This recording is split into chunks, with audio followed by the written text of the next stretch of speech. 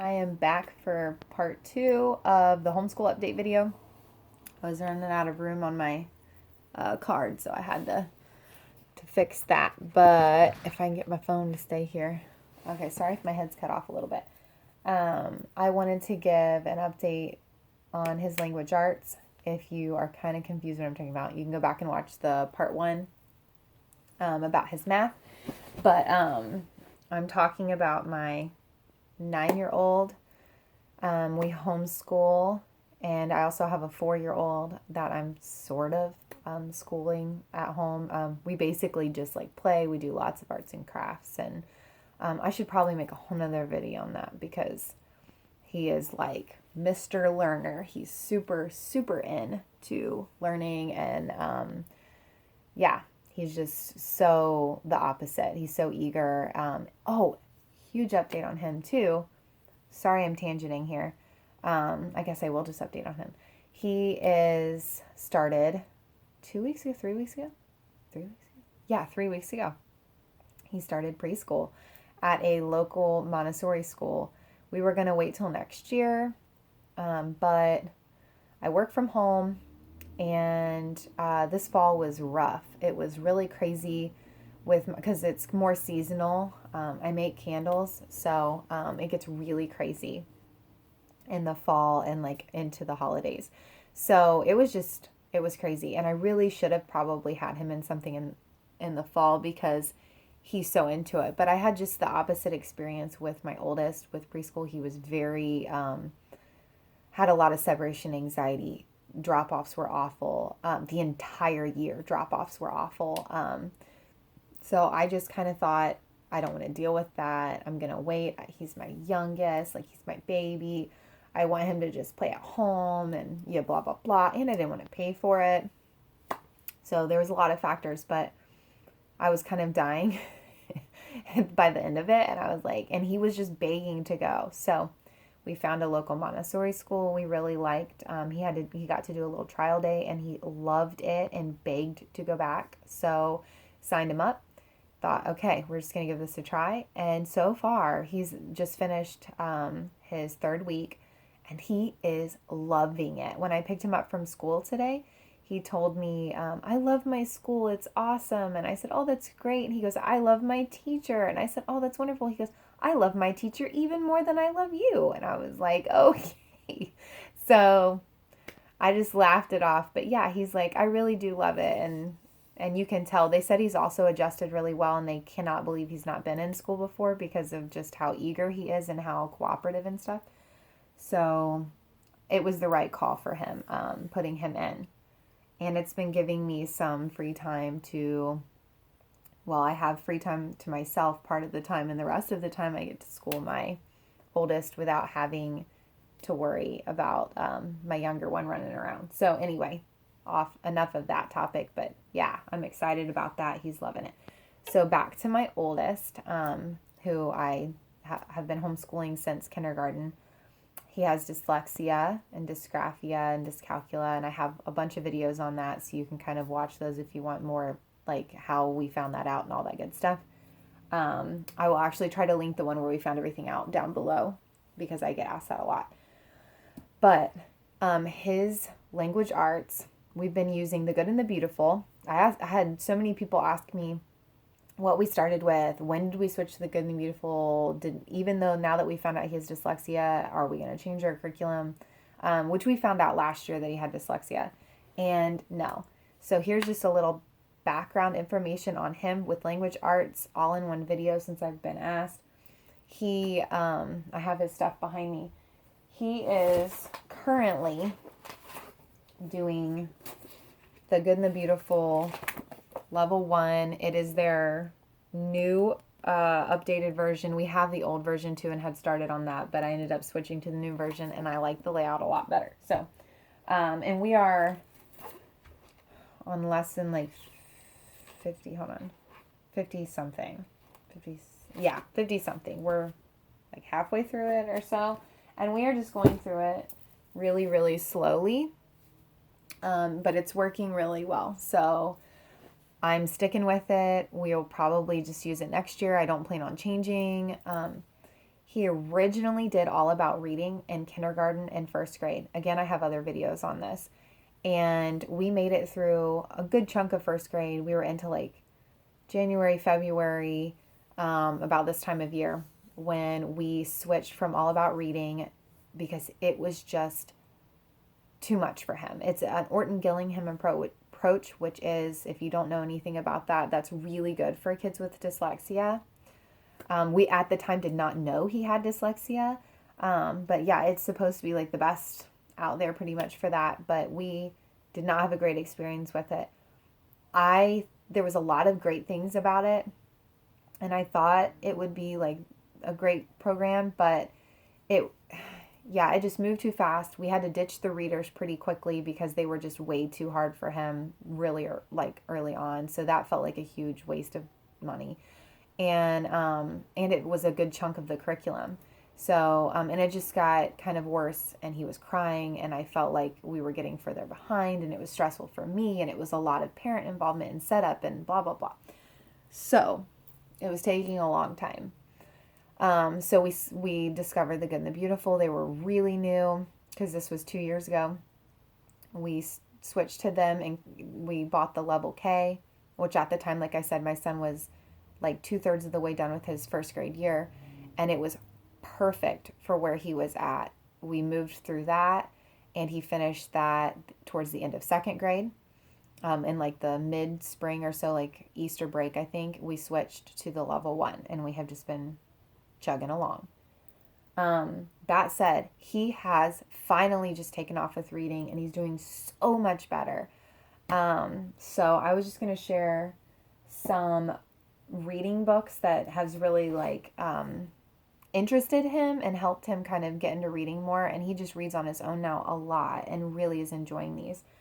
His all-time favorite by far are the Elephant and Piggy books. These were the first books he actually on his own independently without me even in the room sat down and read a whole book, and then picked up like 5 more and read those. And these have been the key, like getting the foot in the door to him loving reading on his own. He's always loved reading aloud. He's always loved audiobooks, but this has been the key. Okay. He loves these. They're short, huge text, kind of a little bit graphic style with the the speech bubbles and stuff. Super funny. And they're kind of, they feel nice, like in your hand. You feel like you've accomplished something when you finish them. They're like standalone stories. Yet there's really hardly any words. There's only a few words per page. And they're just hilarious. So highly, highly recommend these. So we have the entire massive set that he got for Christmas this year after reading through like 8 or 9 of them over and over and over again. So we bought the giant set, and he loves these. Yes. Another one is the Narwhal and Jelly.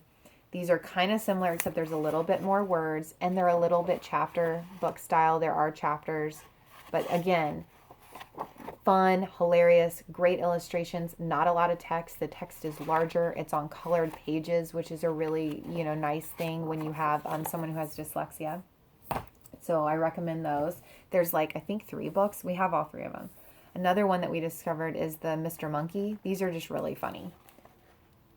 And you can kind of see great illustrations, not a lot of text, but they're nice. They're just 1 story per book, and they're kind of, these nice, substantial, like little books where you feel like accomplished when you've read them, which is a big deal for these kids.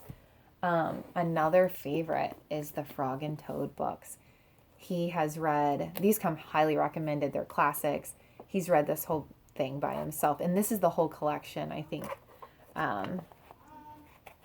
But there's a lot more text. Hold on, he's yelling for me.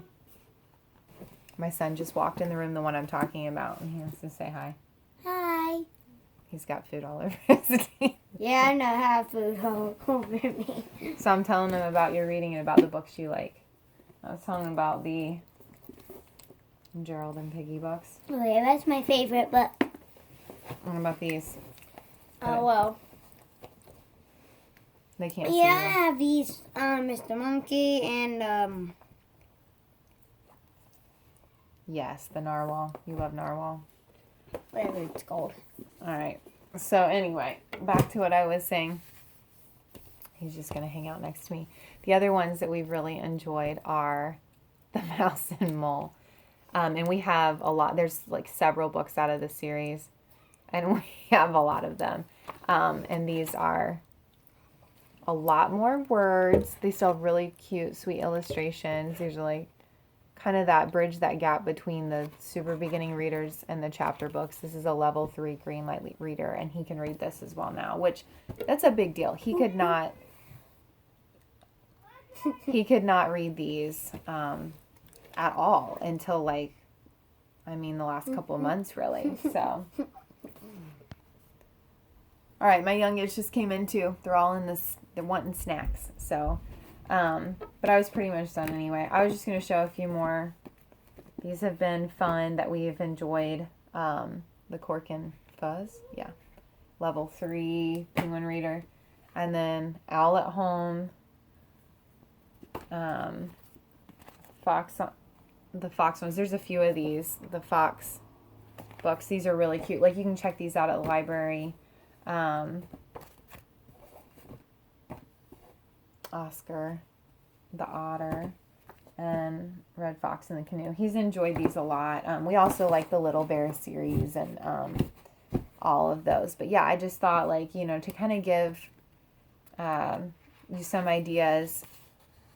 And this is they're just cute, and there's just not too many words and stuff. But it's hard to find books when you have a child who's, you know, 3rd grade, 4th grade and up, and they're still reading like these beginning readers. And we are kind of hitting that level where he's reading the readers, but it has me looking forward. Like, what am I going to get for him next year or the year after that as he grows in his reading, but yet he's still not like at his peers? You know, he is going to want books that are, you know, meatier. He's already asking for that. And we do tons of read alouds, you know, but I want him to be able to have the context, the content that he's wanting, but at a level text-wise that isn't overwhelming. So if you guys have any suggestions, please comment down below. I would love to look up some stuff, but for right now, these kind of the level 3 readers and stuff have been working well. And the Elephant and Piggy books and stuff are always fun. So we are kind of just going through those, but I don't know what I'm going to do when we get through all these. So also, shoot. Oh yeah, the other thing I was going to recommend is audiobooks. Just read to your kids as much as you possibly can. If your child is a struggling reader, or they're younger or whatever, and they're just not ready for a lot of like independent reading, please just read to your kids as much as possible. Picture books. I highly recommend Read Aloud Revival, Sarah Mackenzie. She has so much great wisdom and information, and audiobooks.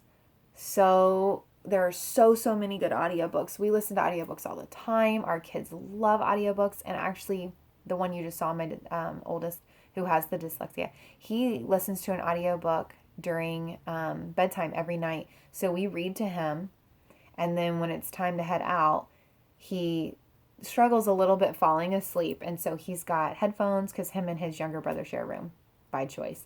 So he puts his headphones on, turns on his audiobook from where he last left off, and he listens to that for about 15-20 minutes and then falls asleep. So yeah, and we listen to him in the car, and if he wants some, you know, it's like quiet time for mom, but I don't really want to do screens because we have a no screen time until 4 o'clock rule, then I'll let him listen to audiobooks, which is kind of screens because it's on the tablet, but I mean, he's just listening. So yeah, we've just really enjoyed them. I have enjoyed it so much. There's so many great ones out there. And yeah, just read to them, and there's hope. Eventually, these things normally click. Sorry, I gotta go make dinner for my kids who are getting crabby. So that was pretty much it. Just giving some suggestions. Sorry if this was kind of scatterbrained, but I just been wanting to kind of give you guys an update and share some of these things. And yeah, and if you have any questions, please comment down below, or you can message me. And I'll try to update here in the next couple months as we're getting towards the end of the school year, and let you guys know kind of what what's going on and if we're sticking with everything. And I'm already getting some of our curriculum planned out for next year. I tend to do that this time of year because I'm not as busy with my candle stuff. So we've picked out our history, which I will do a separate video on. We haven't used it yet. We've been using Beautiful Feet books, and we really love that, but we've gone through all of their elementary curriculum and mine. So I was looking to moving, and I think I have decided on what we're doing for that and some other things. Oh, yeah, and I didn't update on the writing. That was the other thing. We have been doing Handwriting Without Tears, the building writers. I don't know. It's probably like first grade. I really don't know. But it's really kind of nice.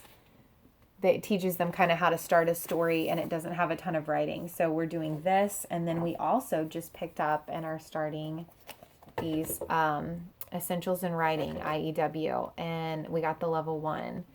And it's the new edition or whatever. And so we just picked this up last week, and we're going to be starting that. So I will be giving an update on that as well. And yeah, I'm excited for the rest of this year. It's going a lot better. So yeah, I'm excited to try some new stuff. So anyway, I hope you guys have a great night.